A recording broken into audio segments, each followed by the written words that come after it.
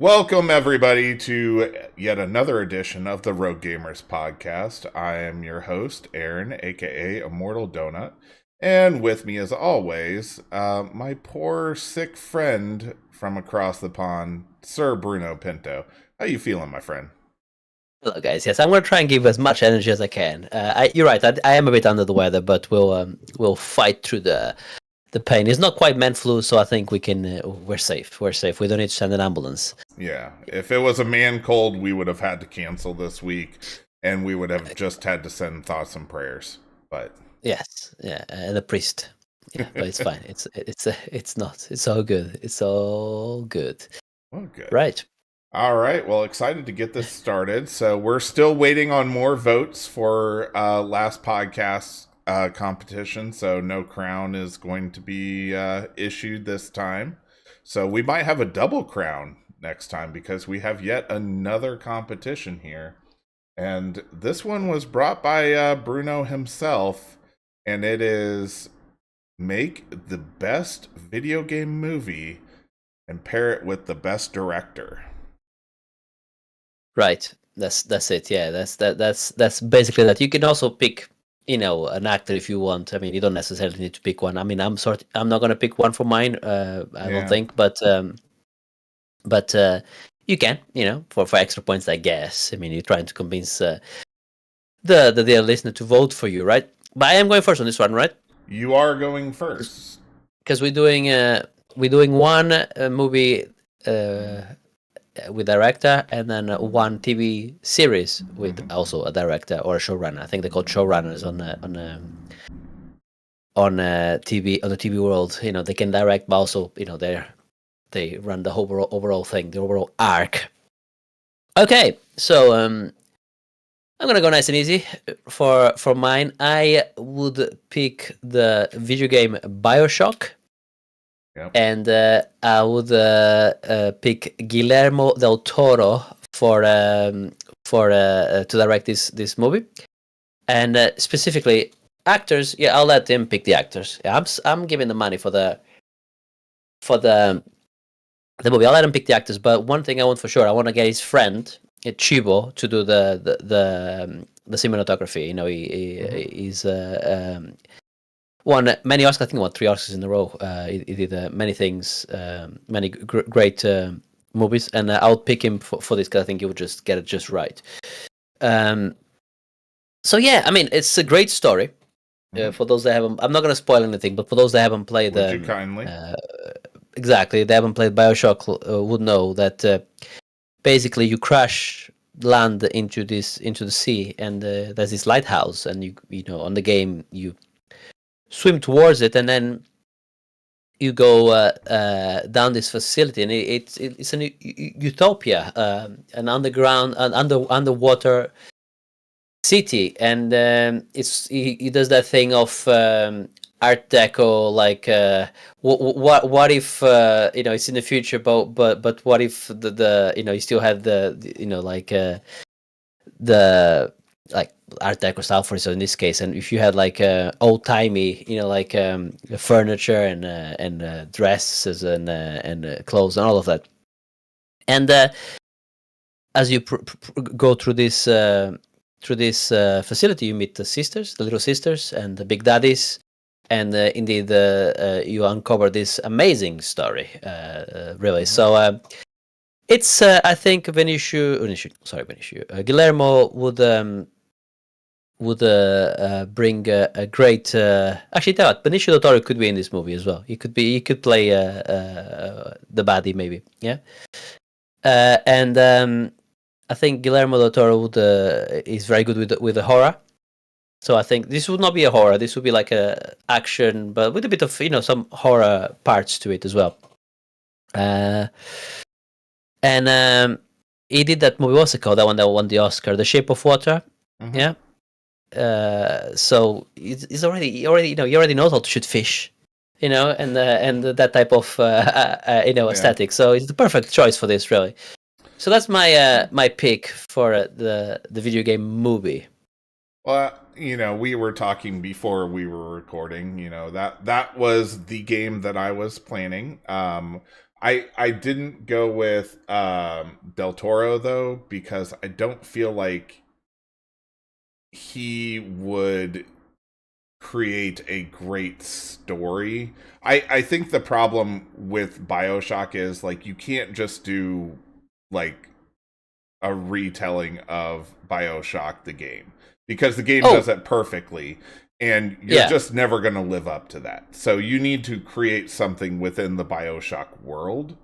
And I think I forgot to tell you, Aaron Sorkin is writing the script. So okay. Good. Yeah. So don't worry about it. Don't worry about it. And Christopher Nolan is consulting on this as well. So okay. Okay. Yeah. You're just throwing everybody at it. So there's going to be too many cooks into the pot at this point. No. It's consulting.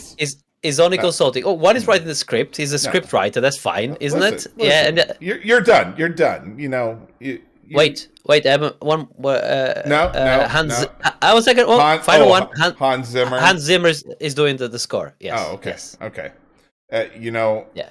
So if we're gonna go all into that.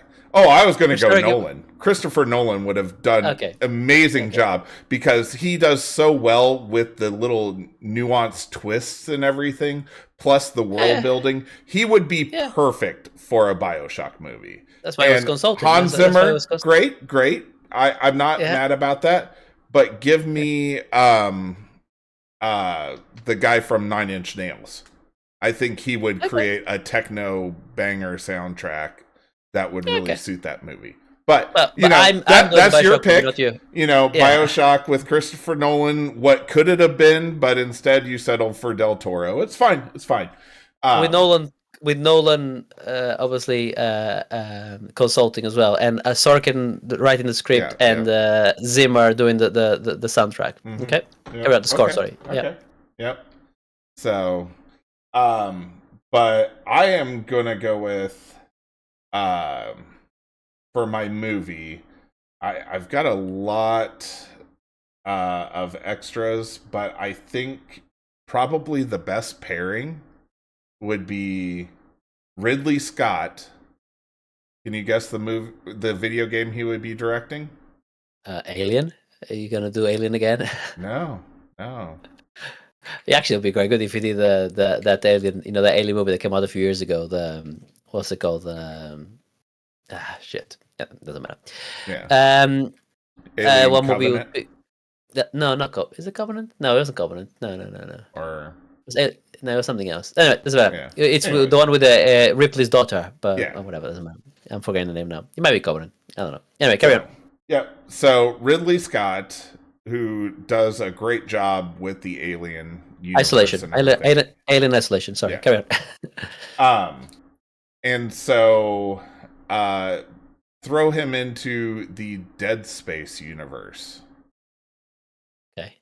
Yeah. So creepy, eerie corridor vibes, perfect Alien 1-ish, Alien 2, more Alien 1 than Alien 2, but he didn't direct Alien 2, atmosphere. Okay. Yeah. I'm just saying aesthetic wise. Yeah. I like it. Yeah. Yep. It's good.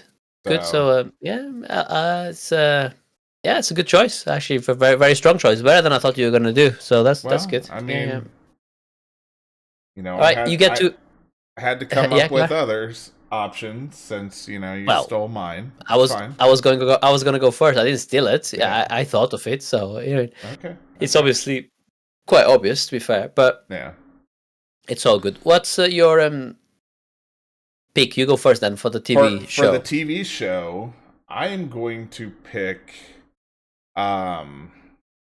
within the universe of Half-Life. Okay, yeah. This is a tough one to pull off, but I think the directors to be able to pull this off would be the directors of the great movies The Matrix, the Wachowskis. The Wachowski. Yeah, okay, yeah. Mm-hmm. The Wachowski sisters, yeah. Mm-hmm.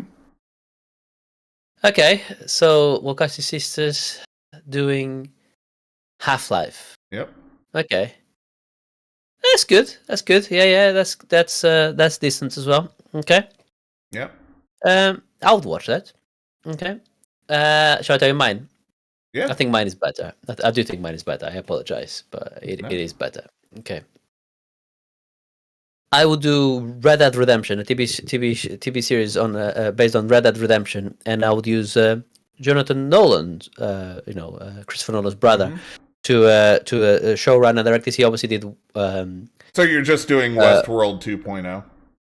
Calm down. Yeah, he's done Westworld, obviously. I'm gonna second. Westworld is about fucking robots and shit. This is not about that.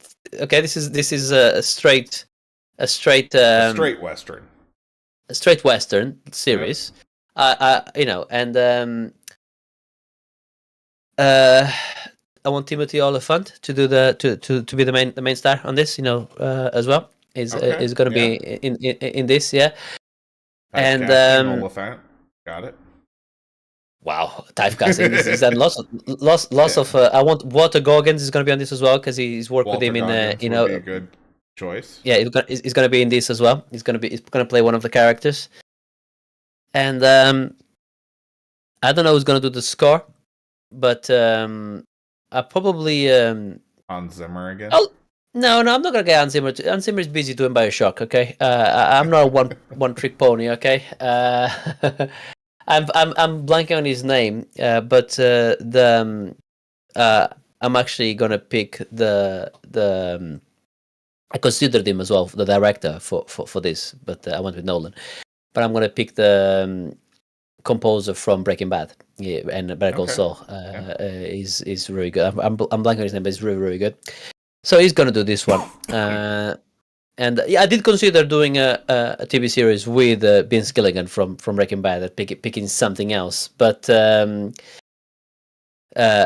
I thought you were going to go for the obvious Red Dead Redemption, but you went with something else. What did he pick again? It's so forgetful. I already forgot. Half-Life. You forgot about Half-Life? Oh yeah, okay. That's it. I had Red Dead on my short list, but I had Tarantino directing that. I thought of Tarantino. Tarantino was actually one of my first choices, but then I kind of wanted to go for more straightforward, Western. I consider the Coen brothers for it because they directed No Country for Old Men, which is amazing. Yeah, the Coen brothers. I consider the Coen a better choice, I would say. Well, you live with your choices. I mean, it's fine. He went with a weak choice with the Wachowski sisters. They haven't ever made a good movie in fucking a decade, so that's good. That's gonna do well for you. I mean, The Matrix was great, but what have they done since The Matrix? You know what I mean? I'd have to look completely, but one of the other ones that I thought would have been a really interesting mashup, though. Didn't choose it, but Dead Rising, done by Tarantino. I think he would have the perfect amount of weirdness to be able to pull off a Dead Rising movie. Yeah. With Frank West. No, that'll be good. Dead Rising movie would be good. I considered my other consideration was David Fincher directing a TV series based on the Control game from Remedy. I think that could have been pretty good. That was my other choice, but we have our choices. So I went for the movie. I went to BioShock. Guillermo del Toro with Nolan consulting, Sorkin writing, and Chivo shooting, and I'm sure I'm missing somebody. Oh yeah, and Zimmer doing the score. Yeah, I'm not writing all that down. You're just full of crap. And you went with, what did you go again? Again, your movie was so forgetful. I already forgot again. Sorry. Give me a break. Come on. Oh, it was that space. No, that was good. That space was good with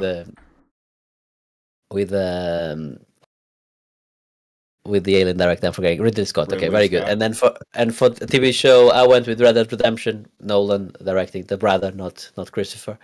And you went with Half-Life with the Wachowski sisters directing. Okay, good. Very good. I That's a good choice. Yeah. Yeah. So the listener now can send us. Well, they can vote on the video, or they can send us an email to.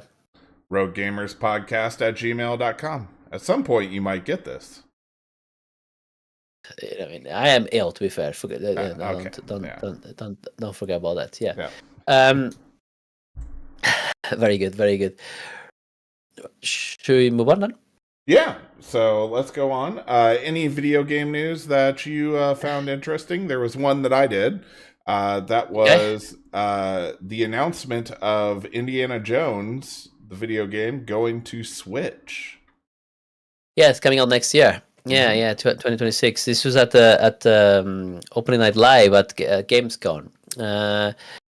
I think it's going to be great. I think we'd interested to see how the game runs on Switch, because if you remember, the game was one of the. I think there's only a handful of games like that, which is ray tracing only. There's no global illumination, nothing, no other. Sorry, no baked lighting, nothing like that. It's on even on the Series S, I think it runs on that. But that's the answer there. So it runs on the Series S, so it should be absolutely fine on the Switch.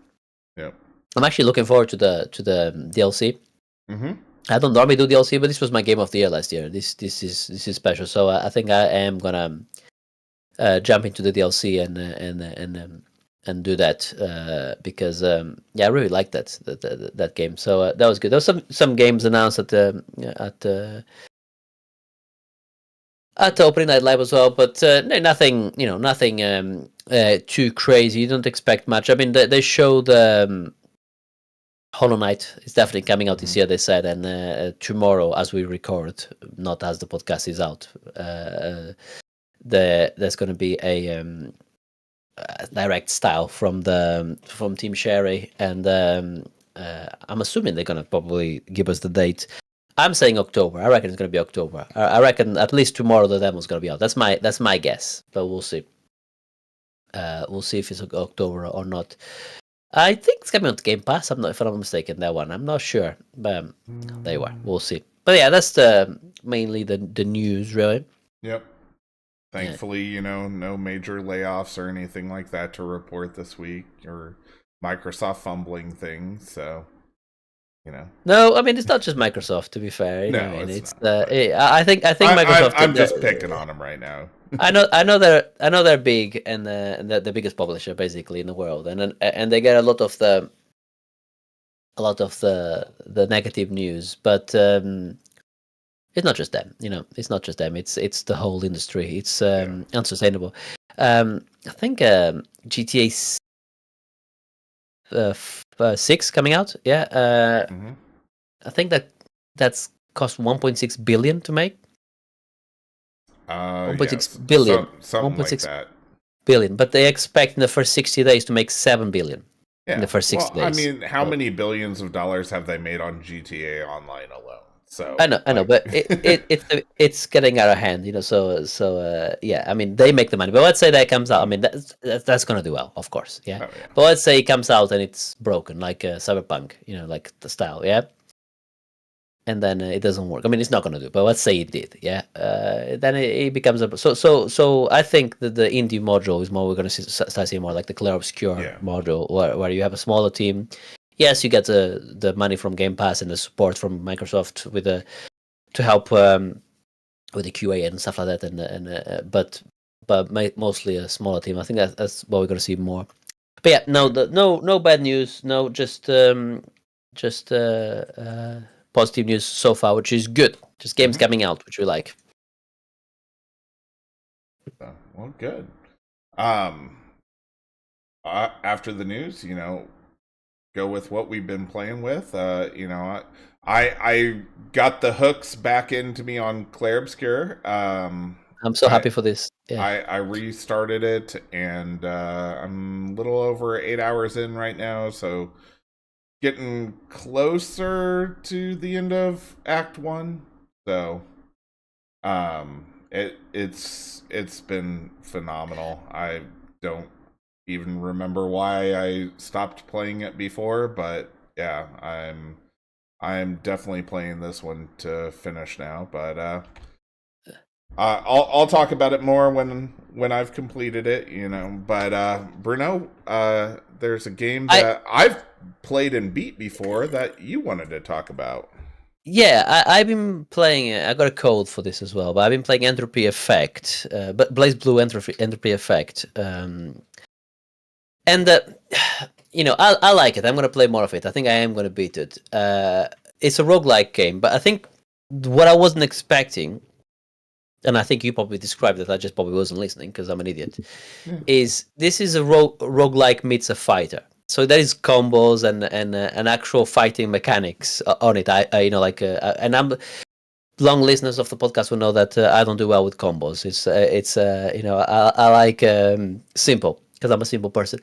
But this game looks beautiful. First of all, yeah, really cool. And there's some really interesting mechanics. Like when you die, you can and then you start a new run. You can pick one power from that character to take as a legacy attack, and then I think eventually you can take two as well, right? You can take two legacy attacks from the previous characters, and then you start as well with a few unlocked characters. But the more you play, you unlock other fighters as well.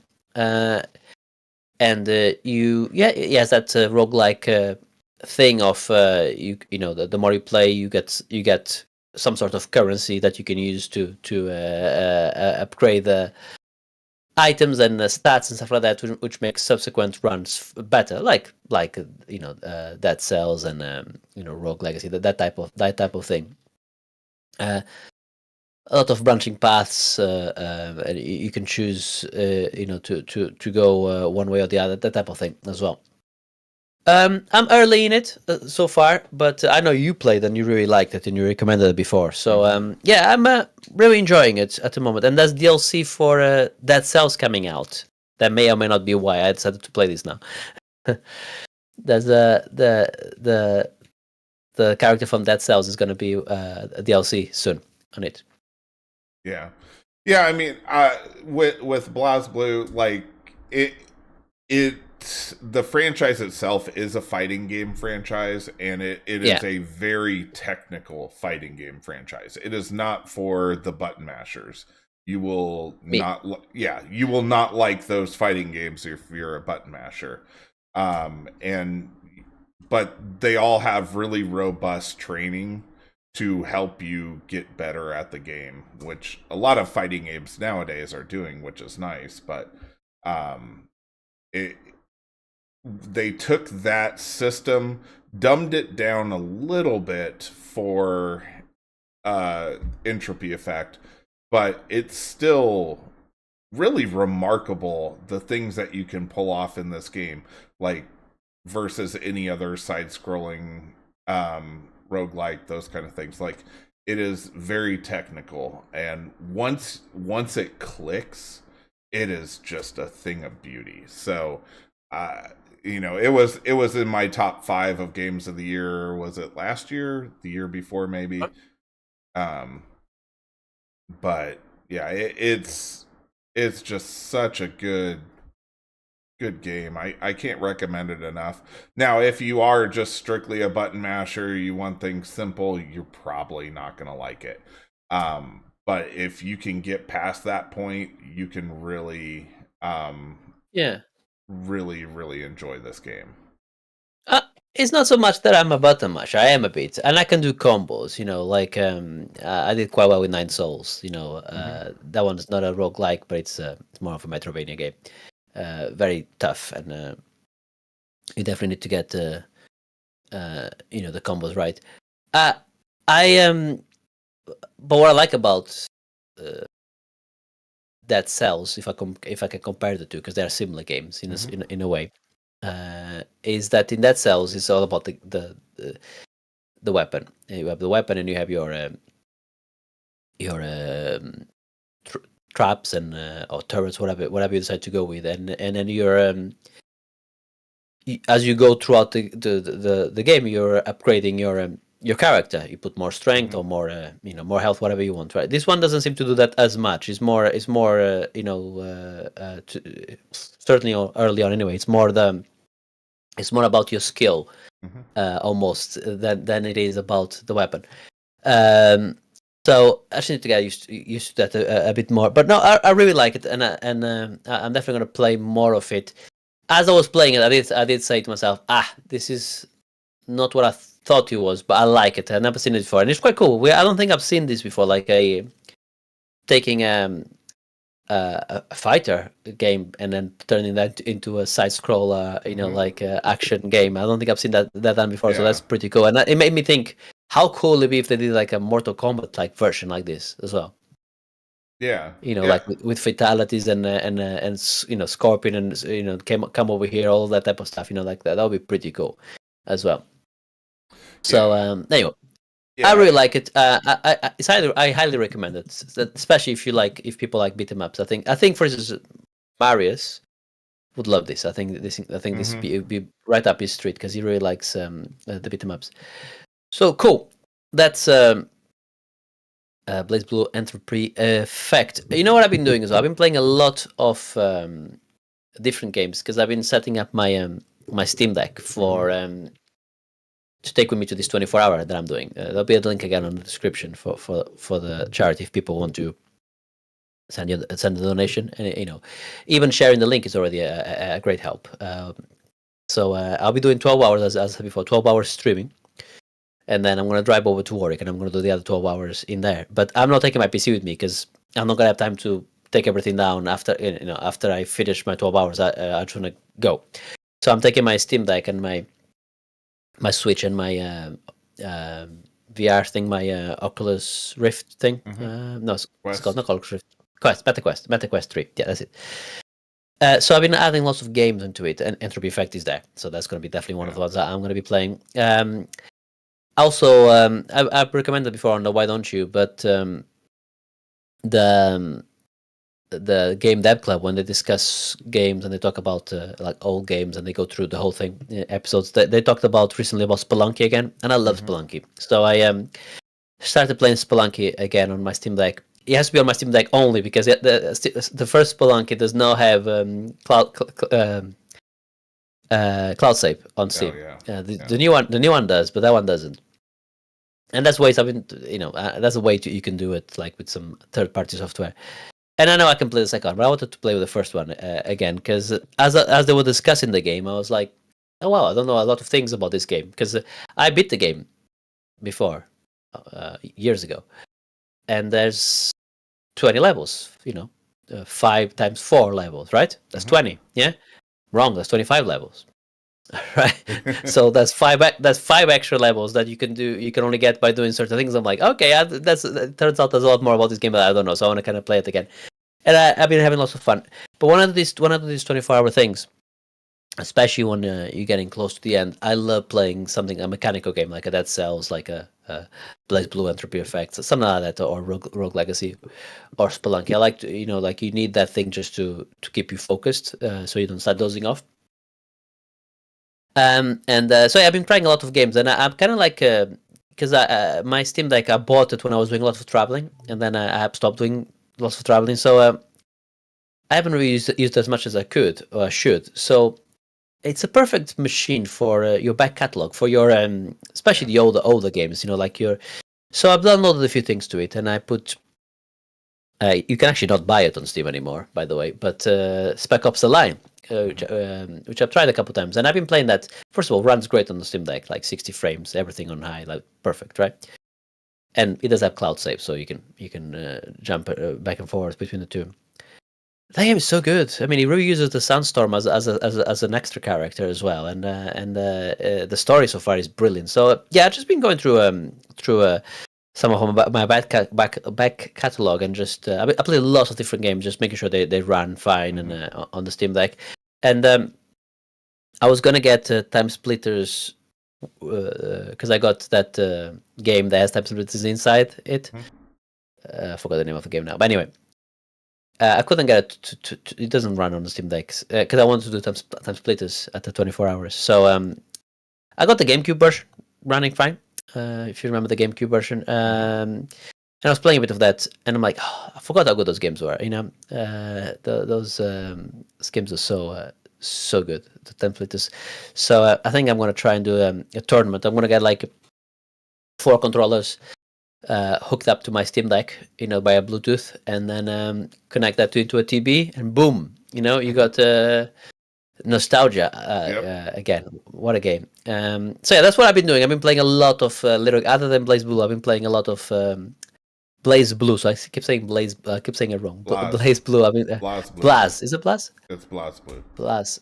Okay, Blaz Blue. That's what I've Yep. been playing. But I've been trying a lot of these other mini games, and the last one I want to talk about.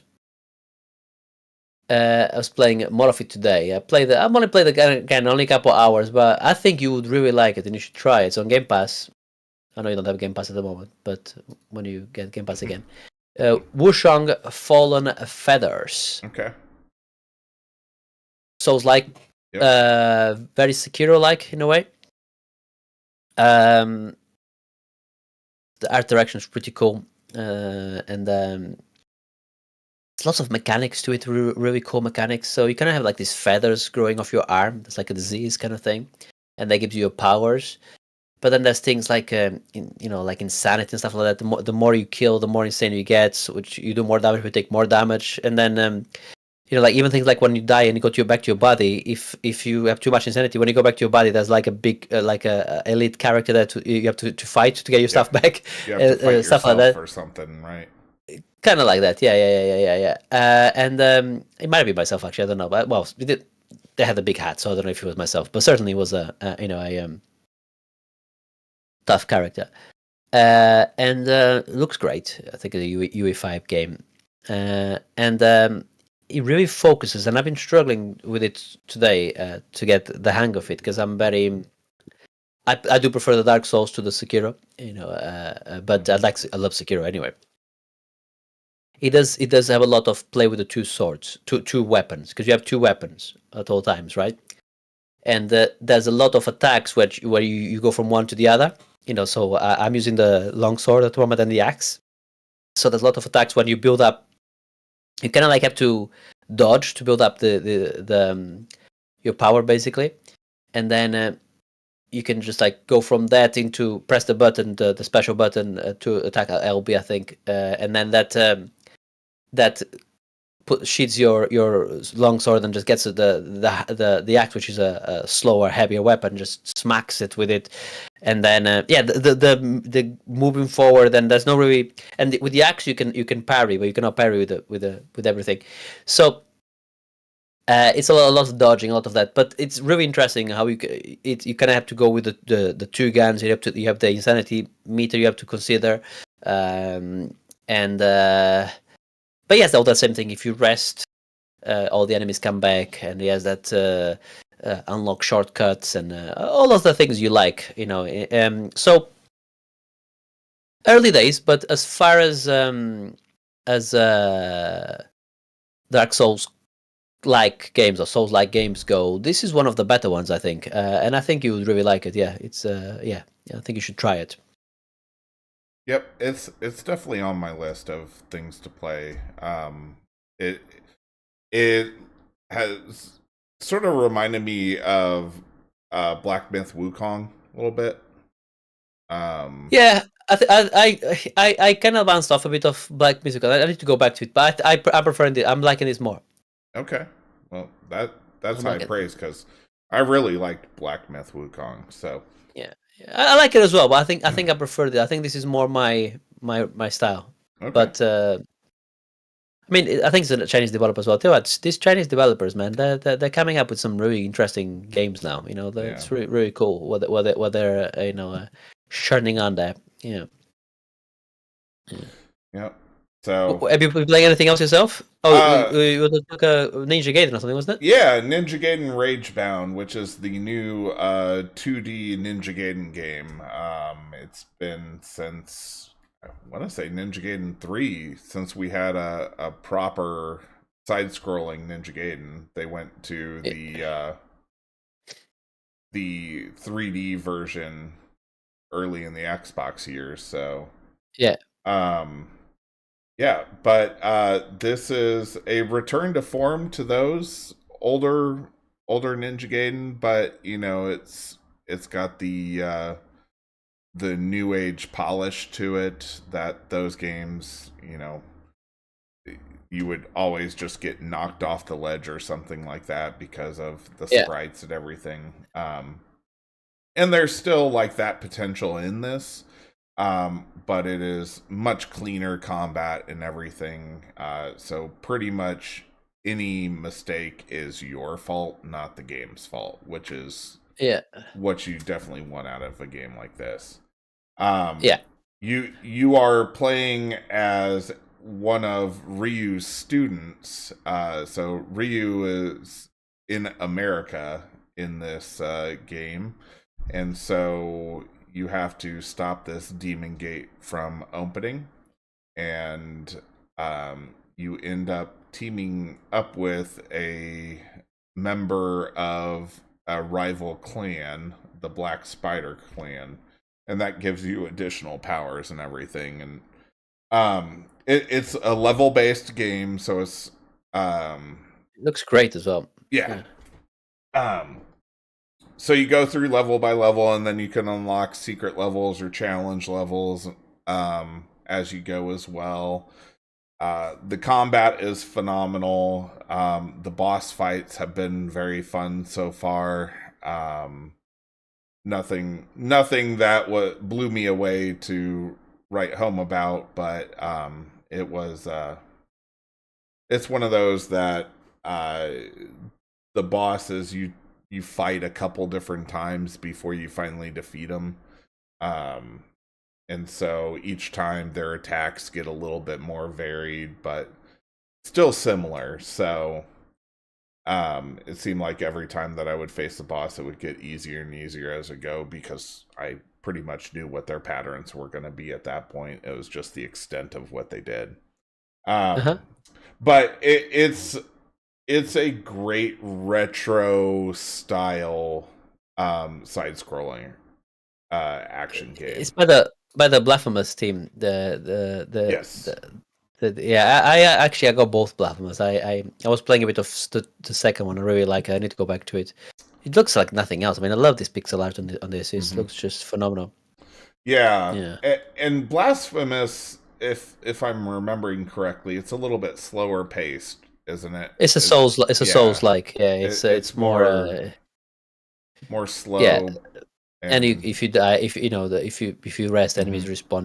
That type of thing. Yeah, it's a bit more Souls like, but good as well. You should try Blasphemous 2 specifically. That's a really good game as well. Cool. So you've been playing. Yeah. So I mean, this is perfect for Steam Deck or whatever portable system that you use. I mean, that's what I love about these style of games specifically. Yeah. I kind of want to try this, but I might wait a bit. But Shinobi's coming out as well, which I really want to try as well. So, that one I'm very excited for as well, because it looks phenomenal as well. I was like, man, I'm getting two of my childhood games coming back in the retro style that they were when I first played them. So I'm really excited. I'm looking at this is in my wheelhouse. I'm looking at some video here of Rageband, and I love the fact that you can just jump on top of traps to pass it. It's very Rogue Legacy like, and Hollow Knight to get something like that as well. This looks pretty good. To be fair, it looks pretty excellent. So good. Do you think this is going to be in contention towards the end of the year? Then we'll see. I mean, I started filling out my list a little bit. All right, and I have a feeling that Claire is going to be on that list for sure. The further I dive in, the further I'm loving it. So, but yeah, I mean, this one definitely has potential to make the top 5 at the end of the year for sure. So it'll just kind of all depend on what else comes out. And I have one more I can just touch about. I talked about it before, but I now beat Donkey Kong Bonanza. Mm-hmm. I don't know if you beat it yourself already or not. Not yet. And I have to say that it's definitely in contention. for Game of the Year. It's absolutely brilliant. The final level was pretty cool. The final boss. Um, some of the levels towards the end were, obviously, I cannot, for spoilers, I'm not going to say much about it, other than very inventive, very cool. That game kept you interested until the end. Basically, it just kept drip feeding you the stuff you needed and making it fun, as they do. I end up finishing the game with around 400 and something bananas. Okay. And then when you finish the game, there is a new game plus, where you can go and get the rest of the bananas. But there's a reason to go and get them as well. So they actually give you more stuff to do, as normally with Nintendo. So they give you a reason, story reason, to go and get more bananas to do something else. So I haven't done that part yet. I will do. I'm saving. I'm taking it with me to the marathon. I'm sure I'll be doing some bananas there. But yeah, they managed to, towards the end, the bosses, they managed to really do the thing where you do have to go through your different forms. Not all of them, but certainly, change. I'm not going to say the forms again for a risk of spoilers, but I was switching through forms to fight this good final boss. So yeah, I think I am going to get the 777 bananas, or try at least. Yeah. To be fair, there was only one I saw and I couldn't get, and I'm like, I know how to get it, but I tried a few times and I kept missing, and I'm like, yeah, you know what?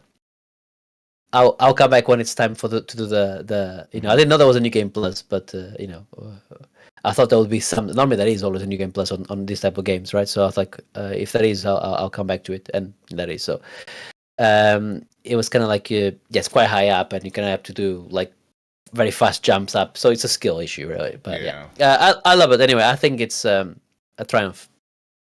What a game from beginning to end. It's to be expected from the Mario Odyssey team to just knock it out of the park. So they did. Yeah, this might be better than Odyssey. This might be better than Odyssey, I think. I kind of had that same feel. I mean, I love Odyssey. I mean, I recently just went through and beat it again and went after like the additional power moons and everything. Yeah. Nice. Until this game came out. So that was kind of the reasoning to replay Odyssey, was to just kind of get in the mood for this game. And yeah, I mean, everything that I've done in that game so far has just been excellent. So yeah, that is on my list. I just need to find time to be able to just knock all these games out. Sorry, the reason I'm so shocked there is because my door downstairs is closed, and my cat just showed up and is looking at me. I need to go and take care. But we can't come into an end of the podcast anyway, so I guess you can do the outro. I need to go and take care of my cat. He's escaped. Yeah. So Bruno's "Why don't you" is take care of your cat. I do. I need to. I have the headphones, so I couldn't hear. So I don't know how they open the door. I need to go and take care of this. But yes, don't forget to send in your answers for which one was the best draft. Maybe give us your draft suggestions what we should draft next time, or on future podcasts. The other one is still open as well. The video game weapon draft. So do that as well. And yeah. Well, definitely like, comment. Rogue Gamers Podcast at gmail.com is the email to send in those suggestions, those votes. Tell Bruno how shit his picks are. That's what we're looking for here. So we'll see. But Bruno, you go take care of your cats and you get feeling better yourself, my friend. Thank you. I was quite struggling towards the end. I don't know if you noticed. I was starting to struggle a bit, to be fair. But yes, I've been Bruno Pinto. Thank you, everyone, for joining us. And I've been Aaron, aka the Immortal Donut. That's the end of episode 7. We'll see you back in a couple weeks for episode 8, where hopefully, I'll be wearing 2 crowns. But all right. Bye. Take care.